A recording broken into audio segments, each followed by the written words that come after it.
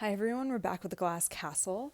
We are at the bottom of page 26. We just got through Jeanette Walls saying everyone thought her dad was a genius. He could fix stuff. He was really inventive. He was really good at math. And so then, and they were also talking about how his whole plan was that they were going to get rich by finding gold, um, which is not really something that's actually going to happen. But he really believes in it and he wants to try. Okay. So, yeah, this is literally the last line on page 27.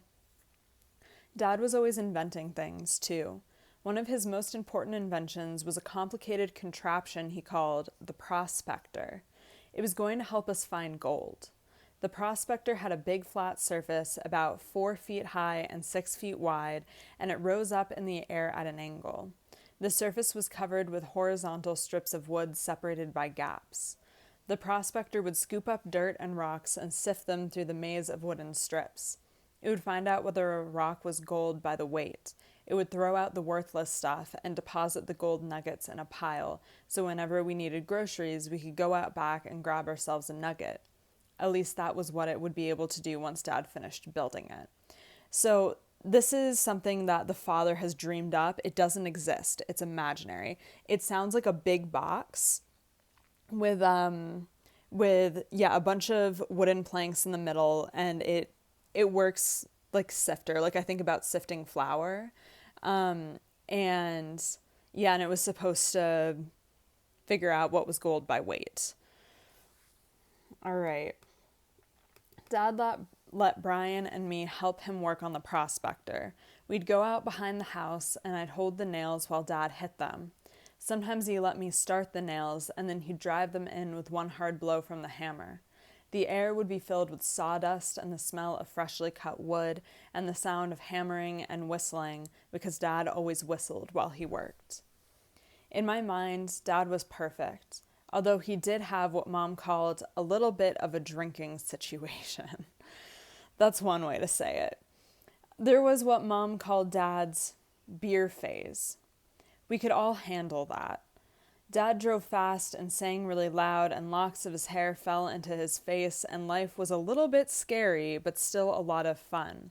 But when Dad pulled out a bottle of what Mom called the hard stuff, she got kind of frantic, because after working on the bottle for a while, Dad turned into an angry-eyed stranger who threw around furniture and threatened to beat up Mom or anyone else who got in his way. When he had had his fill of cussing and hollering and smashing things up, he'd collapse. But Dad drank hard liquor only when we had money, which wasn't often, so life was mostly good in those days. Okay, so the father's an alcoholic, and it seems like generally, since they don't have that much money, he can't get his hands on alcohol very often. And so hard liquor, when he drank it, he would get angry. So that would be things like scotch, whiskey, that kind of stuff. But it sounds like when he drank beer, it wasn't as bad, probably because it was weaker alcohol and because he didn't get as drunk.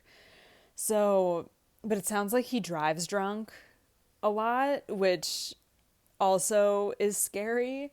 But what Jeanette Walls is saying is it's not as scary as when he's drinking hard liquor and and gets angry. So there's a lot of red flags there. Every night when Lori, Brian, and I were about to go to sleep, Dad told us bedtime stories. They were always about him. We'd be tucked in our beds or lying under blankets in the desert, the world dark except for the orange glow from his cigarette. When he took a long draw, it lit up just enough for us to see his face. Tell us a story about yourself, Dad. We'd beg him. You don't want to hear another story about me, he'd say. Yes, we do, we'd insist. Well, okay, he'd say. He'd pause and chuckle at some memory. There's many a damned foolhardy thing that your old man has done, but this one was harebrained even for a crazy son of a bitch like Rex Walls. So he said he's done a lot of crazy stuff, but this story is crazy even for him. And then he'd tell us about how, when he was in the Air Force and his plane engine conked out, he made an emergency landing in a cattle pasture and saved himself and his crew. Or about the time he wrestled a pack of wild dogs that had surrounded a lame Mustang. So a lame horse, like a horse that maybe is sprained. So I actually, do horses sprain things? I should ask my sister. But a lame horse would be like something's going on with the leg and you can't ride the horse. And a Mustang is a wild horse. Then there was the time he fixed a broken sluice gate on the Hoover Dam and saved the lives of thousands of people who would have drowned if the dam had burst. There was also the time he went AWOL in the Air Force to get some beer, and while he was out at the bar, he caught a lunatic who was planning to blow up the air base, which went to show that occasionally it paid to break the rules. So basically, the father didn't actually do all of these things, but he tells these stories like he did for his kids and to entertain his kids. Dad was a dramatic storyteller. He always started out slow with lots of pauses. Go on, what happened next, we'd ask, even if we'd already heard that story before. Mom giggled or rolled her eyes when Dad told his stories, and he glared at her. If someone interrupted his storytelling, he got mad, and we had to beg him to continue and promise that no one would interrupt again. So it sounds like this is another kind of control thing where if he's telling a story, he cannot be interrupted. Otherwise, he gets really upset about it. Dad always fought harder, flew faster, and gambled smarter than everyone else in his stories. Along the way, he rescued women and children and even men who weren't as strong and clever. Dad taught us the secrets of his heroics. He showed us how to straddle a wild dog and break his neck, and where to hit a man in the throat so you could kill him with one powerful jab. But he assured us that as long as he was around, we wouldn't have to defend ourselves, because, by God, anyone who so much as laid a finger on any of Rex Walls' children was going to get their butts kicked so hard that you could read Dad's shoe size on their ass cheeks. All right. Yeah, sorry, notification popped up on my phone. Okay. When Dad wasn't telling us about all the amazing things he had already done, he was telling us about the wondrous things he was going to do, like build the glass castle. Okay, so I want you to pay attention to this section because this is the name of the book. So it's very important to know anytime the glass castle is mentioned, you have to think back to the title and how the glass castle represents the entire book and the children's lives, and specifically Jeanette Walls' life. All of Dad's engineering skills and mathematical genius were coming together in one special project, a great big house he was going to build for us in the desert. It would have a glass ceiling and thick glass walls and even a glass staircase. The glass castle would have solar cells on the top that would catch the sun's rays and convert them into electricity for heating and cooling and running all the appliances. It would even have its own water purification system. Dad had worked out the architecture and the floor plans and most of the mathematical calculations. He carried around the blueprints for the glass castle wherever we went, and sometimes he'd pull them out and let us work on the design for our rooms. Okay, so basically this house would be self-sustaining. You'd be able to get your own water with it. You wouldn't have to pay electric bills because of the solar panels. You wouldn't have to... Yeah, overall, this is... In some ways, it sounds like his dream because he's wanted to be off the grid. Like anyone who wants to live off the grid, his plan, that's his dream. So that they don't have to rely on the government at all. And I also want you to think about what would the problems be of making a house out of glass? What problems would you have? That's going to be one of the questions on the worksheet. I want you to think about that. If you made anything out of glass, what would you be worried about? What issues would there be? Just why is that not something that's a good idea? All we had to do was find gold, Dad said, and we were on the verge of that. Once he finished the Prospector and we struck it rich, he'd start work on our glass castle. So this is all, like, he can only build the glass castle if they get money and they find gold, which is extremely unlikely. He's not going to find gold. It's just not going to happen. Like, he's thinking about the gold rush, but that was a long time before that, and people didn't really find gold. Usually, like, the first few people found a whole lot of gold, and then people flocked out west to try to find gold, and no one found any. It was all gone by the time they got there, because there really just wasn't that much of it. As much as Dad liked to tell stories about himself, it was almost impossible to get him to talk about his parents or where he was born. We knew he came from a town called Welch in West Virginia, where a lot of coal was mined, and that his father had worked as a clerk for the railroad, sitting every day in a little station house, writing messages on pieces of paper that he held up on a stick for the passing train engineers. Dad had no interest in a life like that, so he left Welch when he was 17 to join the Air Force and become a pilot. One of his favorite stories, which he must have told us 100 times, was about how he met and fell in love with Mom. Dad was in the Air Force, and Mom was in the USO, but when they met, she was on leave visiting her parents at their cattle ranch near Fish Creek Canyon. Dad and some of his Air Force buddies were on a cliff of the canyon, trying to work up the nerve to dive into the lake 40 feet below, when Mom and a friend drove up. Mom was wearing a white bathing suit that showed off her figure and her skin, which was dark from the Arizona sun. She had light brown hair that turned blonde in the summer, and she never wore any makeup except deep red lipstick. She looked just like a movie star, Dad always said. But hell, he'd met lots of beautiful women before, and none of them had ever make him weak in the knees. Mom was different. He saw right away that she had true spirit. He fell in love with her the split second he laid eyes on her. Mom walked up to the Air Force men and told them that diving off the cliff was no big deal. She'd been doing it since she was little. The men didn't believe her, so Mom went right to the edge of the cliff and did a perfect swan dive into the water below. Dad jumped in after her. No way in hell, he'd say, was he letting a fine broad like that get away from him. So basically, he fell in love with the mom because she has guts. She jumped off a really high cliff that he was afraid to jump off of. And then when she did it, he followed her. "What kind of dive did you do, Dad?" I asked whenever he told the story. "A parachute dive, without a parachute," he always answered. Dad swam after Mom, and right there in the water, he told her he was going to marry her. 23 men had already proposed to her, Mom told Dad, and she had turned them all down. "What makes you think I'd accept your proposal?" she asked. "I didn't propose to you," Dad said. "I told you I was going to marry you." 6 months later, they got married. I always thought it was the most romantic story I'd ever heard, but Mom didn't like it. She didn't think it was romantic at all. "I had to say yes," Mom said. "Your father wouldn't take no for an answer. Besides," she explained, "she had to get away from her mother, who wouldn't let her make even the smallest decision on her own. I had no idea your father would be even worse."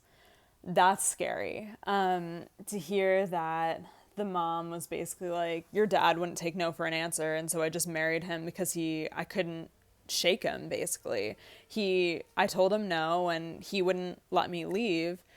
And then she did it. She married him to escape her parents, who she thought were more controlling than than the father, but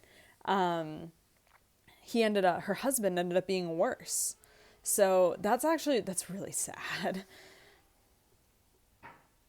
Dad left the Air Force after he got married because he wanted to make a fortune for his family, and you couldn't do that in the military. In a few months, Mom was pregnant. When Lori came out, she was mute and bald as an egg for the first 3 years of life. Then suddenly she sprouted curly hair, the color of a new penny, and started speaking nonstop. But it sounded like gibberish, and everyone thought she was addled except for Mom, who understood her perfectly and said she had an excellent vocabulary. So basically everyone thought she had a developmental disability. But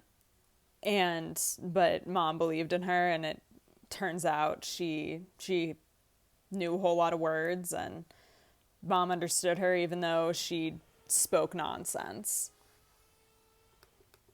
A year after Lori was born, Mom and Dad had a second daughter, Mary Charlene, who had coal-black hair and chocolate brown eyes, just like Dad. But Mary Charlene died one night when she was 9 months old. Crib death, Mom always said. 2 years later, I was born. You were to replace Mary Charlene, Mom said. She told me that she had ordered up a second red-headed girl so Lori wouldn't feel like she was weird. You were such a skinny baby, Mom used to tell me. The longest, boniest thing the nurses had ever seen. That's not really anything a child wants to hear. We had you to replace the baby who died. Like, that's not really, I don't know. I'm not sure that's something that a kid wants to hear. Brian arrived when I was 1. He was a blue baby, Mom said. When he was born, he couldn't breathe and came into this world having a seizure. Whenever Mom told the story, she would hold her arms rigid and clench her teeth and go bug-eyed to show how Brian looked. Mom said when she saw him like that, she thought, uh-oh, looks like this one's a goner too. But Brian lived. For the first year of his life, he kept having those seizures. Then one day they just stopped. He turned into a tough little guy who never whined or cried, even the time I accidentally pushed him off the top bunk and he broke his nose. Wow. Mom always said people worried too much about their children. Suffering when you're young is good for you, she'd said. It immunized your body and your soul, and that was why she ignored us kids when we cried. Fussing over children who cry only encourages them, she told us. That's positive reinforcement for negative behavior. So that's really messed up, because when children cry and they often need something, and that's why they're crying. And so what she's, as a mother, is encouraging is, for the kids not to express emotion. And if they don't express emotion, they're more likely to get what they want, as opposed to showing what's actually happening. So that is not positive. Mom never seemed upset about Mary Charlene's death. God knows what he's doing, she said. He gave me some perfect children, but he also gave me one that wasn't so perfect. So he said, oops, I better take this one back. Dad, however, wouldn't talk about Mary Charlene. If her name came up, his face grew stony and he'd leave the room. He was the one who found her body in the crib, and Mom couldn't believe how much it shook him up. When he found her, he stood there like he was in shock or something, cradling her stiff little body in his arms, and then he screamed like a wounded animal, she told us. I never heard such a horrible sound. Mom said Dad was never the same after Mary Charlene died. He started having dark moods, staying out late and coming home drunk, and losing jobs. One day soon after Brian was born, we were short on cash, so Dad pawned Mom's big diamond wedding ring, which her mother had paid for, and that upset Mom. After that, whenever Mom and Dad got in a fight, Mom brought up the ring, and Dad told her to quit her damn belly aching. He'd say he was going to get her a ring even fancier than the one he pawned. That was why we had to find gold, to get Mom a new wedding ring. That, and so we could build the glass castle. So yeah, everything the father is saying is contingent, requires that they get gold. Like, oh, once we get gold, it'll be fine. And I know that we'll get gold. And I think the mother knows that that's not going to happen. Do you always like moving around? Lori asked me. Of course I do, I said. Don't you? Sure, she said. It was late afternoon and we were parked outside of a bar in the Nevada desert. It was called the Bar None Bar. I was 4 and Lori was 7. We were on our way to Las Vegas. Dad had decided it would be easier, as he put it, to accumulate the capital necessary to finance the prospector if he hit the casinos for a while. Okay, so that's a bad idea. He's like, okay, I'll go and I'll try gambling, and that's how I'll get money. But that's how people lose money all of the time. So he's trying to do get-rich-quick things so that they can get money. We'd been driving for hours when he saw the Bar None Bar, pulled over the green caboose. The blue goose had died, and we now had another car, a station wagon Dad had named the Green Caboose, and announced that he was going inside for a quick nip. Mom put on some red lipstick and joined him, even though she didn't drink anything stronger than tea. They had been inside for hours. The sun hung high in the sky, and there was not the slightest hint of a breeze. Nothing moved except some buzzards on the side of the road, pecking over an unrecognizable carcass. Brian was reading a dog-eared comic book. So they went into the bar and left the kids in the car. Which is, I mean, I assume the windows are down, but that's not really something that you can, I mean, it still gets hot in the car, and you're leaving your 3 and 4-year-old kids. Well, I guess the youngest is 4. No, the youngest is 3 because Brian's the youngest, alone in the car. How many places have we lived? I asked Lori. That depends on what you mean by lived, she said. If you spend one night in some town, did you live there? What about 2 nights or a whole week? I thought, if you unpack all your things, I said. We counted 11 places we had lived, then we lost track. We couldn't remember the names of some of the towns or what the houses we had lived in looked like. Mostly, I remember the inside of cars. What do you think would happen if we weren't always moving around? I asked. We'd get caught, Lori said. When Mom and Dad came out of the Bar None bar, they brought us each a long piece of beef jerky and a candy bar. I ate the jerky first, and by the time I unwrapped my Mounds bar, it had melted into a brown, gooey mess, so I decided to save it until night when the desert cold would harden it up again. By then we had passed through the small town beyond the Bar None bar. Dad was driving and smoking with one hand and holding a brown bottle of beer with the other. So that's illegal. That is 100% illegal. You cannot, well, first of all, you can't drink and drive. And second of all, you cannot have an open bottle of alcohol in the car at all while you're driving. Lori was in the front seat between him and Mom, and Brian, who was in back with us, was trying to trade me half of this Three Musketeers for half of my Mounds.